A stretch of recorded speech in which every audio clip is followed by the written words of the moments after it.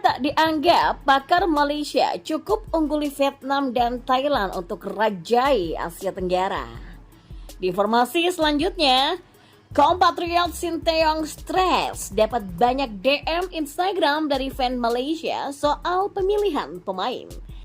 Simak selengkapnya di sini bersama saya untuk Anda.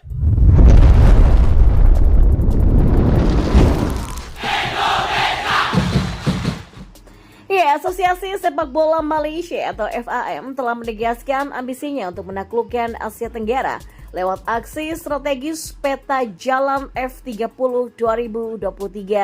2023-2026 fase kedua. Meski terlihat sulit, ambisi FAM tersebut dianggap bukan sekedar angan-angan dan bukan mustahil untuk diwujudkan. Hal itu disampaikan oleh pengamat sepak bola asal Malaysia, Datuk Dr. Pekan Ramli. Kendati demikian, Pekan menilai FAM memerlukan perencanaan yang matang dalam mengatasi berbagai tantangannya. Menurutnya, FAM perlu merumuskan strategi dengan agenda utama untuk mengatasi tim berperingkat terbaik di Asia Tenggara, yakni Vietnam. Sebagai informasi, timnas Vietnam saat ini memang masih menjadi tim Asia Tenggara dengan peringkat terbaik.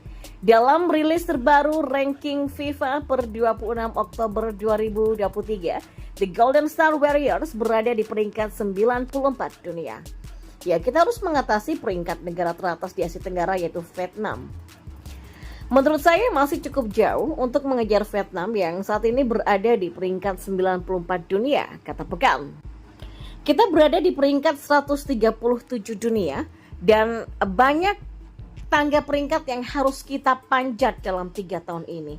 Kecuali jika mencatatkan hasil bagus di Piala Asia pada Januari mendatang dan kualifikasi Piala Dunia nanti, serta beberapa pertandingan persahabatan yang akan datang karena periode 2023 sampai 2026 cukup singkat, ujarnya.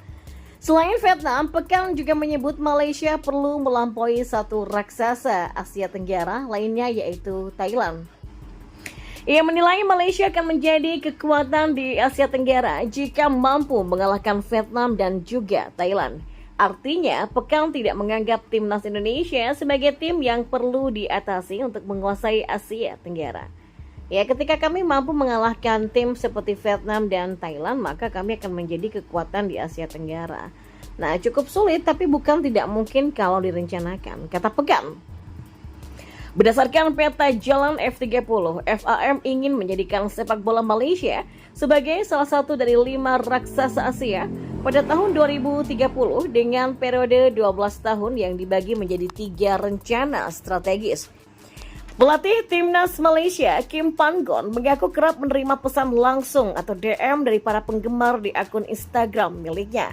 Para penggemar tersebut mempertanyakan pemilihan pemain Kim Panggon untuk kualifikasi Piala Dunia 2026 zona Asia. Nah, Harimau Malaya akan berlaga di grup D melawan Kyrgyzstan di Stadion Nasional di Bukit Jalil pada Kamis 16 November nanti. Setelah itu, Kim Panggon dan anak-anak asuhnya akan melakoni laga tandang untuk melawan Taiwan pada 21 November nanti. Sebelumnya, Kim Panggon telah memanggil 25 pemain untuk mengikuti pemusatan latihan atau TC Timnas Malaysia. Akan tetapi, daftar pemain yang dipanggil oleh Kim Panggon tidak sepenuhnya disambut baik oleh para penggemar Malaysia.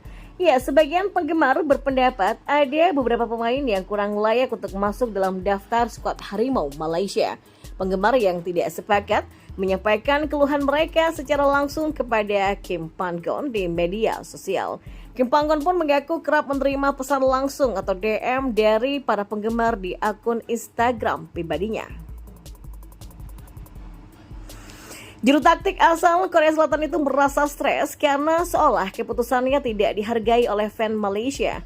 Oleh sebab itulah ia meminta semua penggemar untuk menghormati keputusannya dalam pemanggilan para pemain. Kompatriot Sinteyong itu mengaku punya alasan tersendiri dalam memilih 25 pemain tersebut. Ia pun yakin telah memilih pemain-pemain terbaik dengan mempertimbangkan taktik dan strategi dari tim. Di setiap camp kami ingin memilih yang terbaik dan saya tahu penggemar dan media punya pandangan yang berbeda. Tapi mudah-mudahan semua orang mengerti bahwa kami hanya dapat memilih 23 untuk daftar akhir.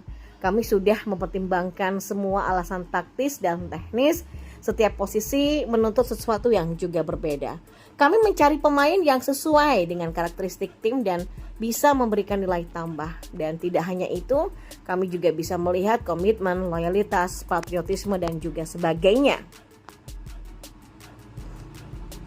Namun keributan memang di media sosial mengenai pemilihan pemain sangat membebani dan membuat stres kita loh. Tapi ya terlalu banyak bicara dan terlalu banyak menuntut di Instagram saya dan ini bukan cara yang ideal untuk berkomunikasi. Tapi saya yakin kami telah memilih pemain terbaik untuk pekerjaan itu, kata Kim Panggon. Sebelumnya, para pendukung dan pengamal sepak bola Malaysia mempertanyakan masuknya nama Mohamadu Sumare. Pasalnya, Sumare tidak mendapatkan menit bermain bersama Johor Darul Takzim dan sudah lama tidak dipanggil ke tim nasional.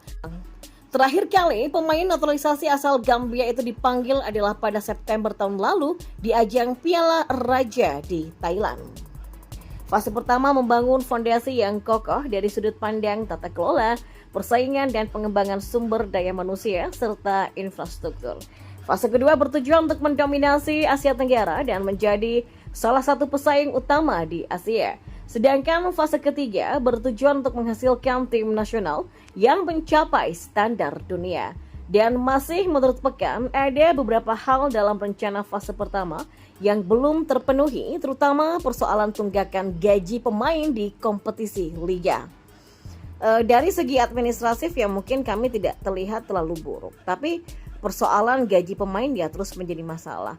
Kalau masalahnya bisa terselesaikan, mungkin tata kelola kita bisa masuk kategori kalau mungkin masalahnya kalau bisa memang terselesaikan, mungkin tata kelola kita bisa masuk kategori grade A pada rencana fase pertama, ujarnya.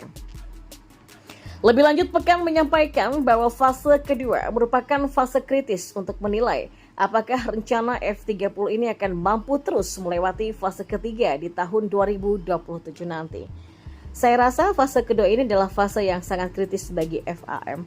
Fase yang akan menentukan di mana kita akan berada, apakah kita bisa menuju fase ketiga atau sebaliknya. Ya, ini adalah proses transisi, apakah kita mampu mencapai tujuan F30 ini.